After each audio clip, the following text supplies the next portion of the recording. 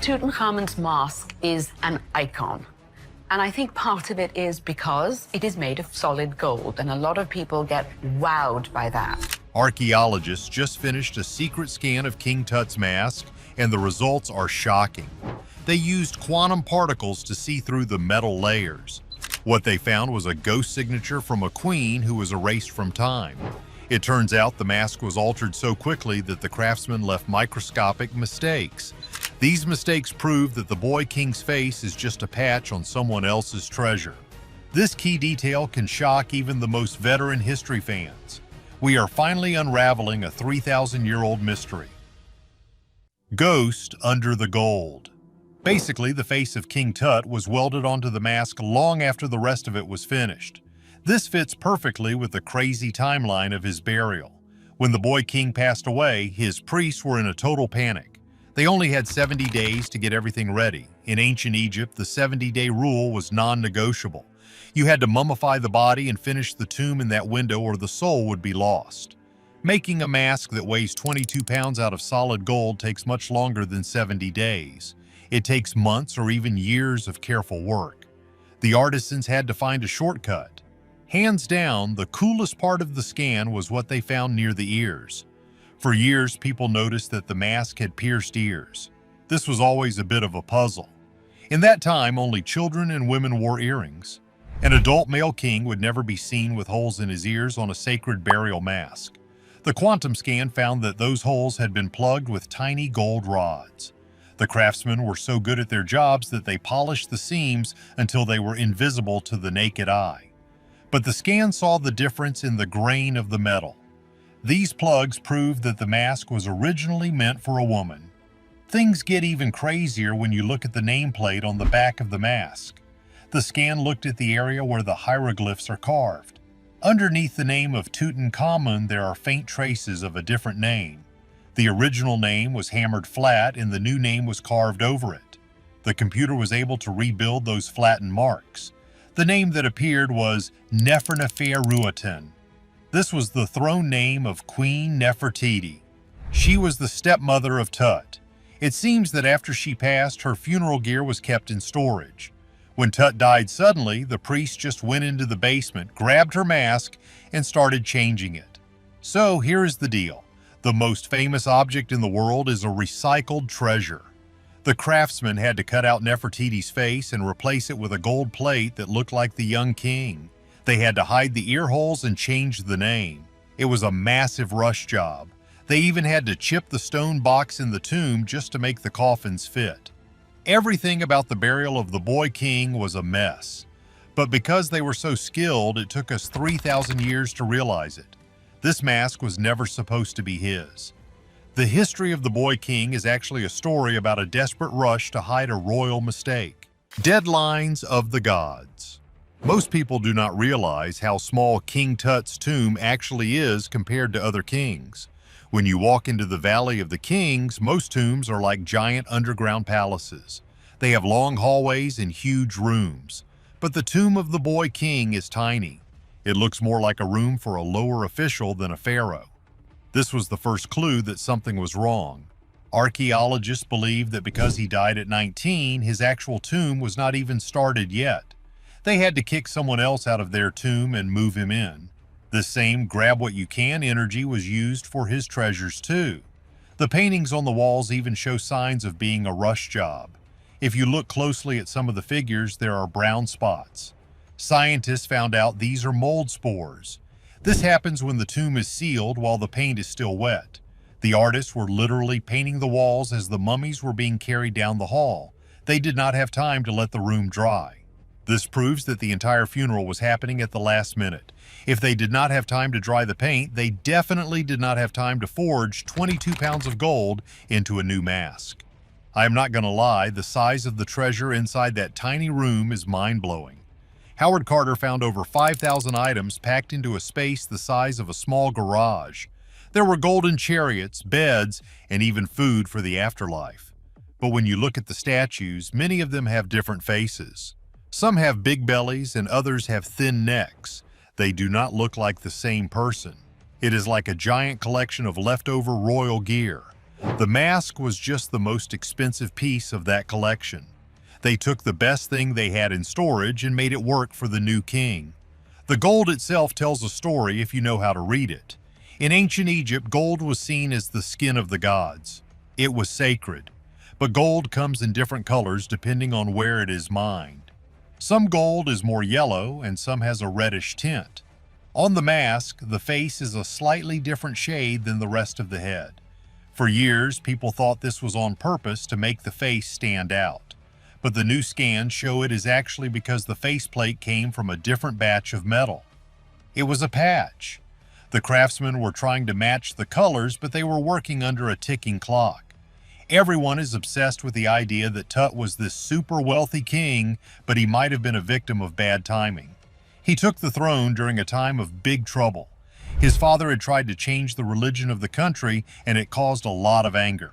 When Tut became king, he had to fix everything. He was busy rebuilding temples and moving the capital back to the old ways. He probably did not spend much time thinking about his own death because he was so young. When that infection in his leg took him out, no one was ready. The mask was a quick fix to make sure he looked like a god in the next life. A hardware store fix. What most people don't realize is that a modern accident actually helped us solve this ancient puzzle. Back in 2014, something terrible happened in the Cairo Museum. A group of workers was cleaning the mask when the long braided beard snapped right off. This beard is made of gold and blue glass. Instead of calling for a team of experts, the museum staff panicked. They did not want to get in trouble, so they tried to fix it themselves. They went to a local store and bought industrial-strength epoxy. This is the same kind of glue you would use to fix a broken car part. They globbed the glue onto the golden chin and stuck the beard back on. It was a total disaster. The glue was sticking out of the sides, and they even scratched the gold trying to scrape off the extra. When the world found out, it was a massive scandal. People were calling for the workers to be fired. The Egyptian government had to step in and bring in a top team from Germany to save the treasure. But this disaster had a silver lining. Because the beard was off, scientists finally had a chance to look inside the mask where the beard attaches. The German expert Christian Ekman was the first person to see the raw construction of the mask in centuries.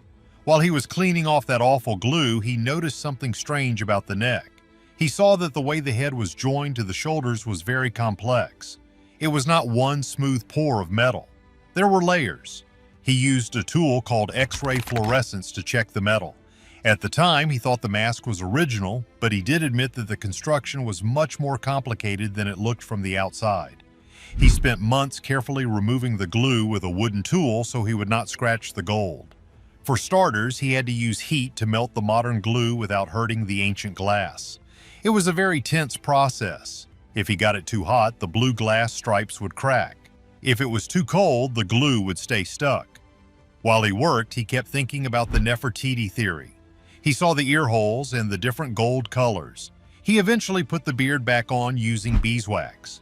This is what the ancient Egyptians used. It is a natural glue that does not hurt the metal. Once the mask was fixed, it looked perfect again, but the questions remained.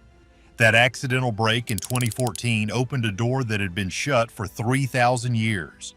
It reminded everyone that even the most famous objects are fragile. It also showed that we still had a lot to learn. Even though Ekman thought the mask was built for Tut, his work provided the map for the Project Osiris team years later. They knew exactly where to point their quantum scanners because of the notes he made during the repair. The glue mistake was a nightmare for the museum, but it was a gift for history. The real owner. Nefertiti is one of the most famous names in history, but her body has never been found. She was the wife of Akhenaten, and she was incredibly powerful. Some historians think she ruled as a pharaoh herself after her husband passed away. She would have used the name Nefer-Neferuaten. If she was a pharaoh, she would have had her own golden mask and a grand tomb. But when she died, her legacy was erased by the leaders who came after her. They wanted to go back to the old gods and forget everything about her family. This is why her mask was sitting in a royal warehouse. It has been missing for years, but this key detail can shock the world. Nefertiti was likely the intended owner of almost all Tut's gear. The quantum scan found her name hidden under the gold, proving that the priests literally stole her identity for the boy king. They took her royal name and hammered it until it was flat. Then they carved Tut's name on top. It was a total rewrite of history. In the ancient world, your name was your life. If your name was erased, your soul could not live forever. By taking her mask, they were essentially taking her place in the afterlife. The face they cut out of the mask probably looked exactly like the famous limestone bust of Nefertiti. We have all seen that beautiful statue with a long neck and high cheekbones. That is what was originally on this mask. When the artisans cut it out, they had to be very careful. They used a technique of high-pressure heating from the back. This let them pop out the old face and drop in the new one without anyone seeing a seam on the front. It was a level of skill that is still hard to believe today. They were like the world's first plastic surgeons, but for gold. This discovery changes how we look at the relationship between Tut and his stepmother. It shows that the people running the country did not really care about him as an individual. He was just a tool to keep the royal line going. When he died, they did not mourn him with the new mask. They just wanted to get him in the ground and move on to the next king. Using Nefertiti's mask was a way to save money and time. It was a cold political move. The boy king was buried in a stolen face because he was a king of convenience. Everything we thought we knew about the wealth of King Tut is actually a story of recycling. We think of him as the richest king because his tomb was full of gold. But now we know that gold was mostly hand-me-downs from a queen they wanted to forget. It is a bit ironic. The only reason we know so much about Nefertiti now is because her stuff was hidden in Tut's tomb. If they had not recycled her mask, it might have been destroyed or melted down thousands of years ago. Her ghost was hiding in plain sight for over a century. How would history change if we found Nefertiti's real tomb tomorrow? Let us know what you think in the comments. Be sure to like and subscribe for more hidden history secrets.